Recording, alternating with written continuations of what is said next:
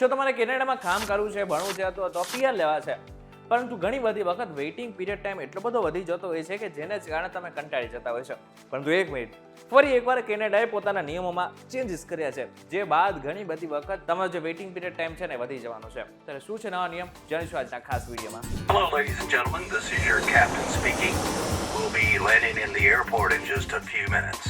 What's up guys, welcome to Way to Vision. My name is Karan Charutra. કેનેડામાં લગભગ 4 લાખથી વધુ ભારતીય વિદ્યાર્થીઓ ભણી રહ્યા છે, જે બતાવે છે કે એકચ્યુઅલમાં આપણા ભારતીયોની તાકાત કેનેડામાં કેટલી છે. આટલું જ નહીં, લાખો ભારતીય કામદારો પણ અહીં કામ કરી રહ્યા છે. જો કે કેનેડિયન સ્ટુડન્ટ વિઝા અને વર્ક વિઝા મેળવવામાં લાંબો સમય રાહ જોવી પડે છે, જેને જ કારણે ઘણા બધા ભારતીય વિદ્યાર્થીઓ કેનેડા જવાનું ટાળતા પણ હોય છે. હમણાં IRCC નવા નિયમો રજૂ કર્યા છે કે જેમાં બતાવવામાં આવ્યું છે કે હવે આગળના સમયમાં જે વિઝા મેળવવાનો જે ટાઈમ પીરિયડ છે એ કેટલો રહેશે. આટલું જ નહીં, પીઆરના પ્રક્રિયા સમય વિશે પણ માહિતી આપી હતી. કેનેડામાં પીઆર એવા કામદારોને આપવામાં આવે છે કે જેઓ દેશમાં કાયમી ધોરણે સ્થાયી થવા માંગે છે. સૌથી પહેલા આપણે વાત કરી લઈએ કે પીઆર માટે તમારે કેટલી રાહ જોવી પડશે. હવે નવું પીઆર કાર્ડ મેળવવામાં 35 દિવસ લાગશે, જ્યારે પહેલા આ 19 દિવસમાં મળતું હતું. પીઆર રિન્યુઅલમાં 10 દિવસનો સમય લાગશે, જેનો સમય પહેલાથી જ નક્કી કરવામાં આવ્યો છે. જો તમારી અરજી અધૂરી હશે તો વિલંબ થઈ શકે છે. ઇકોનોમિક ક્લાસ પીઆરમાં express entry PNP, CEC, FSWP express entry PNP માં 5 મહિનામાં કાયમી રહેઠાણ ઉપલબ્ધ થશે. હવે આ તો થઈ પીઆરની વાત, પરંતુ જે સ્ટુડન્ટ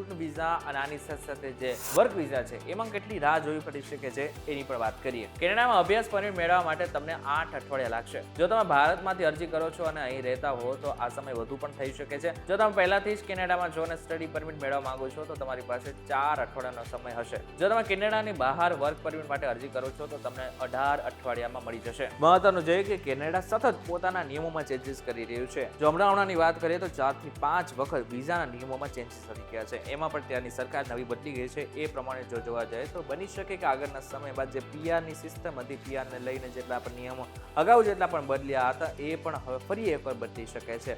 આગળના સમયમાં જે નવી સરકાર આવી છે કે એ પણ પીઆરને લઈને જે નિયમો છે એ કડક પણ કરી શકે છે. આની સાથે સાથે જે સ્ટુડન્ટ વિઝા અને વર્ક વિઝાના જે નિયમો છે એને પણ કડક કરી શકે છે. મહત્વનું છે કે કેનેડામાં ઘણા બધા વિદ્યાર્થીઓને આની સાથે સાથે જે લોકો કામ કરી રહ્યા છે એની સંખ્યા ખૂબ જ વધી ગઈ છે. એટલા માટે થઈને કેનેડા સતત ચિંતિત છે. આ સાથે ભારત અને કેનેડાના સંબંધો થોડા સારા થયા છે, પરંતુ હજુ પણ એટલા સારા નથી થયા, જેને જ કારણે બની શકે કે ભારતીય વિદ્યાર્થીઓને થોડી તકલીફ પડી શકે. ઇન શોર્ટ જો જોવા જાય તો કેનેડામાં સતત નિયમોમાં ચેન્જીસ આવ્યા છે કે જેના ઉપર તમારે ધ્યાન રાખવું જરૂરી છે.